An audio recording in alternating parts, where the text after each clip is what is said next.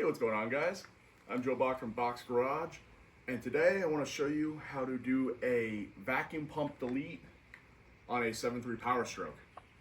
These older OBS Ford motors, they came with a mechanical vacuum pump, and right now the replacements are either super expensive or super unreliable and blow apart.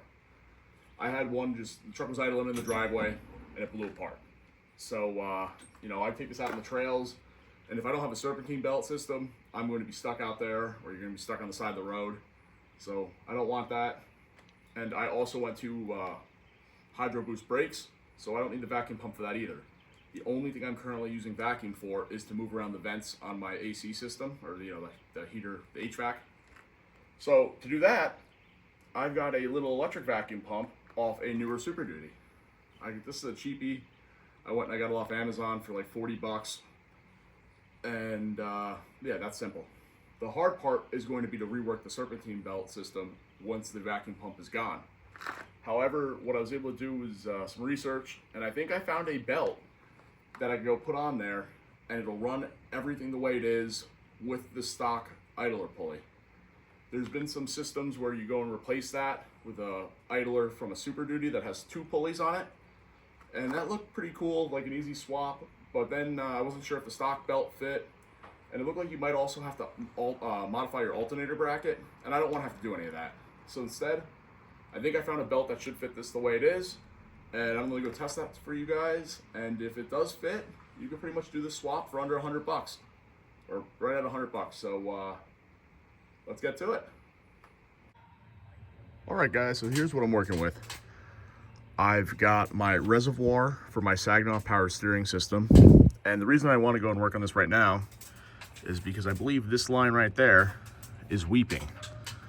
I've had issues with it before, and it's all oil covered, so I want to go and deal with that. I want to replace that with a better line.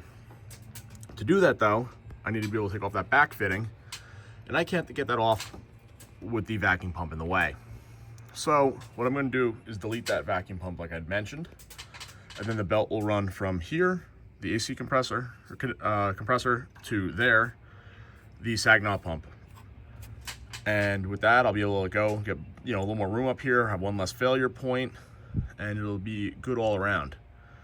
The other thing I see is a little bit of oil there, and a bunch of oil up here.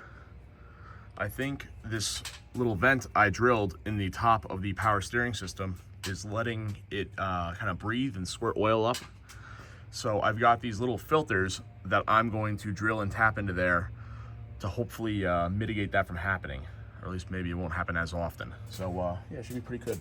The first thing I'm going to do is disconnect the batteries, and then I'm going to go and remove the serpentine belt. So the serpentine belt is off, and now I'm pulling the 3 bolts out for the vacuum pump. All right, vacuum pump is out, and that's great because that is such a failure point and just something that's not needed. And look at all the room that's cleared up down there for us now. So that's super cool. Before I put on my new serpentine belt, I think I'm gonna go and change out my leaking hose from my reservoir. That way, if I get oil everywhere, I don't oil up a brand new hose. But what I'm thinking is that typically you run your new vacuum pump. I think I'm gonna go put it over here. A lot of them are ran over there, but this is a lot of free space right here, so I thought it'd be a really good area. I was debating putting it onto Keon Power, and I think I'd recommend that for people who like daily drive their trucks a lot and just normal things. But I really don't use the functions a lot. So if I have a vacuum leak or something in the dash, it's gonna be constantly running, and I just really don't need that. So what I think I'm gonna do is put it to push button power. And I've got this box here with 6 relays in it, 6 power connections. They actually terminate right here. And I'll put it on switch power. So if I wanna go and adjust the vents off a defrost, I'll just put it then. Then if I'm not using it, I just turn it off, and I don't have to hear it while I'm out on the trails or anytime like that. So I think I'm gonna do that now just for testing purposes, and then maybe later on I'll swap it over. But until then, I'll do that, and I could always just leave the switch on too. So I think that'll be pretty cool. Oh, and the switch is controlled by the key. Like it'll turn off when I turn off the truck too, so I don't have to worry about it killing my battery. So I think that's what I'm gonna do. New line is ran, stainless rather than the black cloth stuff I was running. I don't really like how it loops up and around, but I lifted up the reservoir to make sure all the air got through, or got out, so shouldn't have any issues. Now to run a new serpentine belt. This is allegedly like kind of like a custom sized belt. Here's the number on it, K08145. And I believe I should be able to run the stock OBS Ford idler pulley and not have to change anything with that belt. So just run right from around the steering pump right up to the AC condenser and then the normal configuration over there. So yeah, let's give it a shot and see how it works. So that belt went on. I'm gonna go test it, make sure everything sounds good. Got a little bit of clearance issues with my reservoir and the hose coming from it, but it does clear. It's got like a 1/2 inch clearance all around, which is more than my intercooler piping on the belt down there. So I think I'll be okay.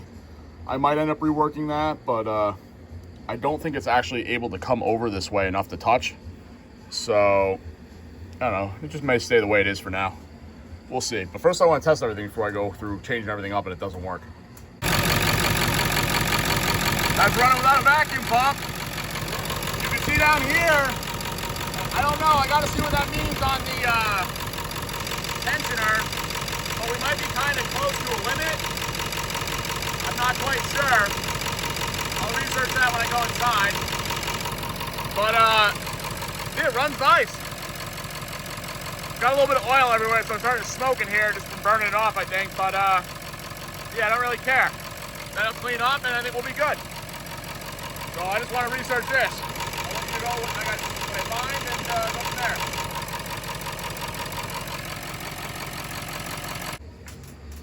So that seems to work really well. I'm going to go buy another belt to keep as a spare. And yeah, I'm pretty happy. It doesn't look like I have any leaks over here either. So now I'm going to go install the pump. The only thing I'm really kind of concerned about is that this pulley here for the power steering has less wraparound than it's used to. It used to be a little bit more. So I'm wondering if it'll slip any when I go through the rocks, when I'm really demanding some like high pressure, you know, moving around the 44s and the rocks. I don't think so though. I don't think the belt slipping is going to be like the weak link in that chain. So I'm not going to worry about it, but I will keep an eye out. So here is the pump I'm using. Like I said, it's from a 7.3 Super Duty, but I'm going to pull it right off this bracket and use that screw right there to mount it to my firewall. I've got this wiring harness, and I'll figure out what wires I need to run it and wire it up to that switch, and then I will have hopefully vacuum, no problem. Should be pretty simple here, so let's just give it a shot. So I have these jumper wires from Harbor Freight, and they're sick. They're real good, so I have them hooked up to the battery and then to the pump. But what's cool about this pump is it's self-sensing when it needs vacuum. So Ben has his finger over the plug right there at the top, and so it's just maintaining vacuum. But if he goes and removes his finger, it starts trying to draw more vacuum. So that's super cool, super easy to wire up. I need green going to hot, and I need the black wire going to ground. So let's get that done. Vacuum pumps in, just put a self-tapper in. It's hanging above our ECM, over by our IDM. Grounding location right there too. And I've got my power lead in there where I go, you know, turn it on and off like I had mentioned. Then I just went and hijacked the line that runs over to the HVAC system. And I didn't have any hose clamps, but luckily I keep a bunch in the Bronco, so I had some there. So yeah, we're gonna go test the system and see how long it takes to go power, you know, turn itself off because it pulled vacuum. Just turned it on a second ago, it's running. Wow, that was quick. That's super cool. Let me go inside and move the vents around and see if I can hear it moving. If you look over there, Ben, you probably could see that solenoid on top move back and forth. So we just did a little test, and this thing works flawlessly. This was probably the easiest install I've done in a while. I'm going to clean up this rat's nest of wires tomorrow. I'll show you guys everything testing tomorrow. But, you know, you might have to find key on power if that's how you wanted to do it rather than run it on an auxiliary switch. But this is something I would highly recommend. It works great. And now look over here. I know this reservoir takes up a lot of room, but there's so much more space here in this engine compartment. So that's awesome. One less thing to fail. And can't ask for more than that. So yeah, I'll run you guys through this thing in the morning, and I'll put everything down in the description, any links of stuff that I've used.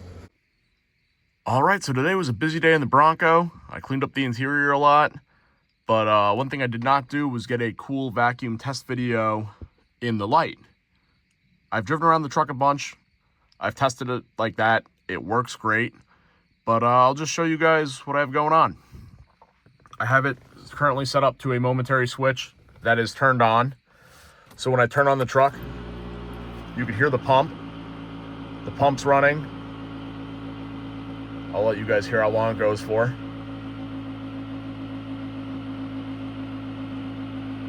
Still going, still going. And stops. So I have my vacuum off, or my set up to off. Let's go to vents. All right, vents are blowing. Vacuum's kicking back on. Still on, still on, still on. Still on. All right, just went off. All right, so what if we... Sorry, the Bluetooth in the truck connected to my phone, which ended the video. However, I went to mix. The vacuum did not turn on. And I believe we have mix going on. So, yep. Let's go just to defrost. Actually, that was floor. I had floor going. Now I have defrost. Let's go to mix. I'm not actually sure what that is a mix of. I'm guessing that's supposed to be floor and defrost. I hear it moving around, and so seems to work. But yeah, I really have nothing to say negatively about that vacuum pump. I mean, other than it's a little bit loud, but you could turn it all a bunch. It'll kick on for just a few seconds to turn off.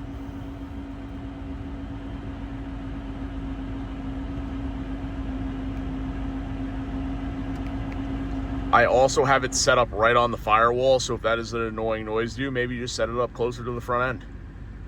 But I think I'm going to wrap it up there for the video.